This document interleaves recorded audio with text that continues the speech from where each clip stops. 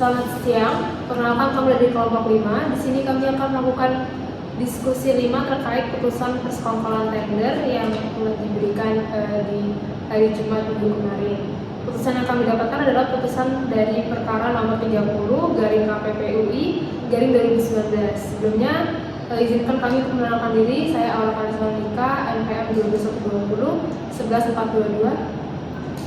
Baik, nama saya Deda Permatasari dengan NPM 2212 011 040. Baik, nama saya Putra Menggajar Rasul dari NPM 2210111719. Perkenalkan, nama saya Putra Ijin Masalah Pratiwi dengan NPM 2212 111462. Saya Ilham Sepira Lestari dengan NPM 2212011470. Baik, jadi kemarin kami sudah membagi tugas untuk per orangnya mendapatkan pertanyaan masing-masing, dan sekarang akan dimulai dari diskusi dari pertanyaan pertama. Jadi silakan yang mendapat bagian dari pertanyaan pertama.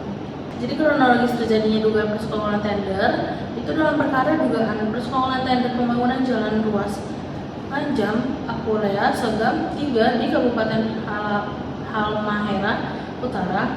Proses pengadaan dimulai pada tanggal 22 Mei 2018 ketika Pokja 1 Unit Layanan Pengadaan atau ULP Kabupaten Halmahera Utara mengumumkan tender dengan nilai HPS sebesar 67,4 miliar. Tender ini terbuka bagi penyedia jasa konstruksi dan sebanyak 12 perusahaan diketahui mengunduh dokumen pengadaan. Dari jumlah tersebut, 4 perusahaan mengajukan penawaran resmi yakni PT Cipta Aksara Perkasa, PT Apsari Nusantara Gemilang, PT Alfa Adiel, dan PT Ikhlas Bangun Sarana. Setelah proses evaluasi penawaran selesai, Pokja ULP menetapkan PT Ikhlas Bangunan Sarana sebagai pemenang tender pada 12 November 2018. Namun dalam pemeriksaan KPPU ditemukan adanya indikasi kuat bahwa keempat perusahaan tersebut, khususnya 3 diantaranya saling berhubungan dan tidak bersaing secara independen sebagaimana mestinya. Fakta menunjukkan bahwa PT Ikhlas Bangun Sarana, PT Apsari Nusantara Gemilang, dan PT Cipta Aksara Perkasa memiliki keterkaitan kepemilikan dan operasional. Berdasarkan hasil penelusuran digital, ketiga perusahaan tersebut menggunakan alamat IP yang sama ketika mengunduh dokumen ke sistem LPST, menunjukkan bahwa proses pengajuan dilakukan dari komputer atau jaringan yang sama. Selain itu, metadata file dokumen penawaran memperlihatkan kesamaan waktu pembuatan, aplikasi penyusun, serta pola penambahan file yang identik. Pemeriksaan juga menemukan bahwa ketiga perusahaan tersebut menggunakan alamat dan nomor telepon yang sama, yang diketahui dikendalikan oleh satu orang bernama Muhammad Gifari yang merupakan direktur utama PT Ikhlas Bangun Sarana. Dari seluruh bukti tersebut, KPPU menyimpulkan telah terjadi persekongkolan horizontal antara para peserta tender dengan tujuan mengatur hasil pengadaan agar PT Ikhlas Bangun Sarana ditetapkan sebagai pemenang. Tindakan ini dianggap melanggar pasal 22 Undang-Undang Nomor 5 Tahun 1999 karena menciptakan persaingan semu dan merusak prinsip persaingan usaha yang sehat. Terus untuk nomor 2 itu pertanyaannya adalah siapakah terlapor dan apa alasan dijadikan terlapor? Jadi berdasarkan putusan KPPU nomor 30 KPPU 2019 terdapat 5 pihak yang dijadikan terlapor, yaitu adalah PT Ikhlas Bangun Sarana sebagai terlapor 1, PT Apsari Nusantara Gemilang sebagai terlapor 2, PT Cipta Aksara Perkasa sebagai terlapor 3, PT Alfa Adiel sebagai terlapor 4, dan kelompok kerja 1 Unit Layanan Pengadaan ULP Kabupaten Halmahera Utara tahun 2015 sebagai terlapor 5. Nah, untuk alasannya sendiri itu, PT Ikhlas Bangun Sarana ini dijadikan terlapor karena merupakan pemenang tender sekaligus terbukti sebagai pihak yang mengendalikan 2 perusahaan lain, yaitu PT Apsari Nusantara Gemilang dan PT Cipta Aksara Perkasa. Ketiga perusahaan tersebut memiliki alamat, nomor telepon, IP address, metadata dokumen, dan bahkan pengurus yang sama, serta terdapat pengakuan langsung dari Muhammad Gifari, yaitu Direktur Utama PT Ikhlas Bangun Sarana, bahwa ia juga mengelola dan mengendalikan kedua perusahaan lainnya.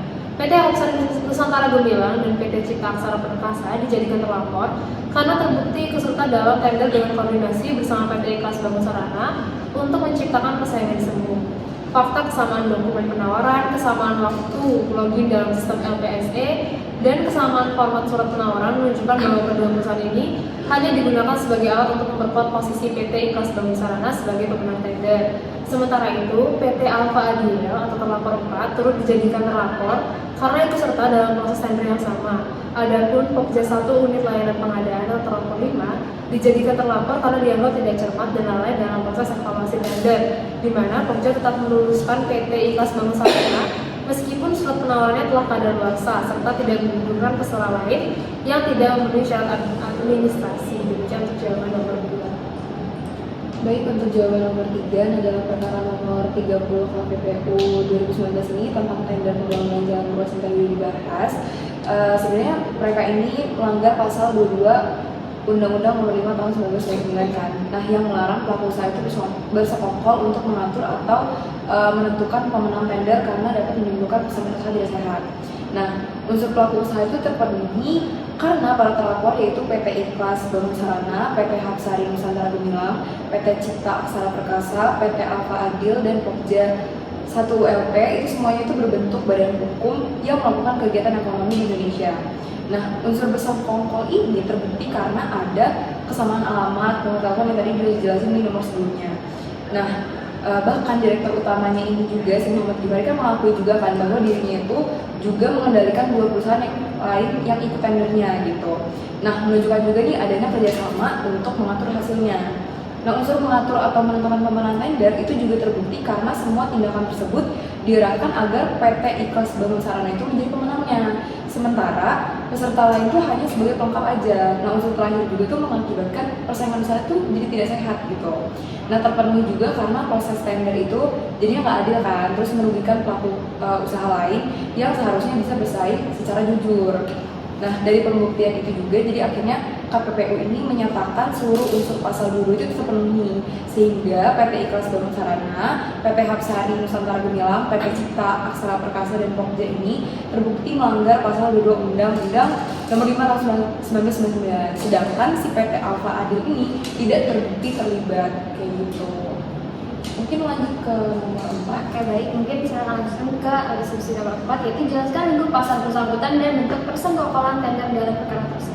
Nah, lingkup pasar dalam perkara ini adalah tender pembangunan jalan ruas Najam Apula segmen 3 Desa Najam Apula pada Satker Dinas Pekerjaan Umum dan Penataan Ruang Pemerintah Daerah Kabupaten Halmahera Utara dengan dana APBD tahun anggaran 2018 sampai 2020. Nah, tender ini diikuti oleh peserta usaha penyedia barang dan jasa lokal di Maluku Utara, termasuk pelapor 1, 2, 3, 4, dan 5 sebagai penyelenggara tender. Bentuk persekongkolan tender dalam perkara ini adalah gabungan persekongkolan horizontal dan vertikal. Persekongkolan horizontal terjadi antara pelapor 1, 2, dan 3 yang merupakan pelaku usaha pesaing dalam tender dengan bukti kerjasama dalam penyusunan dokumen penawaran, kesamaan alamat, nomor telepon, kemudian IP address yang sama, kesamaan metadata dokumen, serta penguasaan atau kendali oleh pihak yang sama. Secara khusus, terlapor 1, 2, dan 3 terafiliasi dan di bawah kendali Muhammad Gifari sebagai Direktur Terlapor 1. Persekongkolan vertikal terjadi antara terlapor 1, 2, 3 dengan terlapor 5 yang merupakan panitia tender, di mana terlapor 5 diduga memfasilitasi dan membiarkan pelanggaran berupa tidak menggugurkan penawaran terlapor 1 yang masa berlakunya telah kadaluarsa dengan tidak melakukan evaluasi yang cermat dan checklist saja tanpa membandingkan dokumen penawaran secara keseluruhan. Selain itu, terlapor 4 ikut tender tersebut namun tidak terkait dalam persekongkolan horizontal karena tidak dapat dibuktikan adanya kerjasama dengan para pelapor lainnya. Meskipun tindakan meminjamkan perusahaannya kepada PT Birinda Perkasa Jaya dianggap tidak jujur. Kesimpulannya jadi terdapat persekongkolan tender yang dimaksud sebagai kerjasama untuk mengatur dan menentukan pemenang tender demi mengalahkan pelaku usaha lain sehingga menimbulkan persaingan usaha tidak sehat berupa pengaturan dokumen, persamaan harga, dan tindakan pembiaran oleh penyelenggara tender yang seharusnya tidak terjadi. Mungkin sekian dari nomor 4, bisa langsung ke nomor 5. Baik, untuk yang nomor 5, pertanyaannya apa sanksi pelanggaran dan mengapa dijatuhkan sanksi tersebut? Untuk sanksi pelanggarannya itu, yang pertama, menghukum terlapor 1 PT Ikhlas Bangun Sarana membayar denda sebesar 1.100.000.000 rupiah yang harus disetor secara langsung ke kas negara sebagai setoran pendapatan denda pelanggaran di bidang persaingan usaha satuan kerja KPPU melalui bank pemerintah dengan kode penerimaan 425812. Kemudian hukum terlapor 2 PT Hapsari Nusantara Gemilang untuk membayar denda sebesar 1 miliar rupiah yang harus disetor secara langsung ke kas negara sebagai setoran pendapatan denda pelanggaran di bidang persaingan usaha Satuan Kerja KPPU melalui bank pemerintah dengan kode penerimaan 425812. Yang terakhir melarang terlapor 3 yaitu PT Cipta Aksara Perkasa untuk mengikuti pengadaan barang dan atau jasa yang bersumber dari APBN atau APBD selama 1 tahun di seluruh wilayah Indonesia sejak putusan ini berkekuatan hukum tetap. Mengapa terlapor 2 ini hanya membayar denda 1 miliar sedangkan terlapor 1 itu membayar 1 miliar 100 juta rupiah? Nah, itu alasannya karena terlapor 2 itu bukan pengendali utama dari persekongkolan tender ini. Ia hanya bagian dari kelompok usaha yang diharapkan untuk memenangkan terlapor 1. Untuk alasannya kenapa majelis komisi memberikan sanksi tersebut, untuk alasan yang pertama yaitu karena telah terbukti melakukan pelanggaran pada pasal 22 Undang-Undang Nomor 5 Tahun 1999 yang merupakan persekongkolan tender yang dapat mengakibatkan persaingan usaha tidak sehat. Kemudian untuk alasan yang kedua yaitu tindakan para terlapor menciptakan persaingan semu di mana dokumen dari tender tersebut telah diatur untuk memenangkan terlapor 1, kemudian menjadikan peserta tender lainnya sebagai pendamping atau pemanis tender tersebut. Kemudian untuk alasan yang terakhir yaitu terlapor 5 dianggap lalai dan membiarkan indikasi persekongkolan serta tidak menggugurkan peserta yang secara administrasi tidak memenuhi persyaratan. Baik, sekian hasil diskusi kami terkait putusan persekongkolan tender hukum persaingan usaha. Kami mohon maaf apabila ada kesalahan dan kekurangan dalam penyampaian diskusi kami. Sekian dan terima kasih.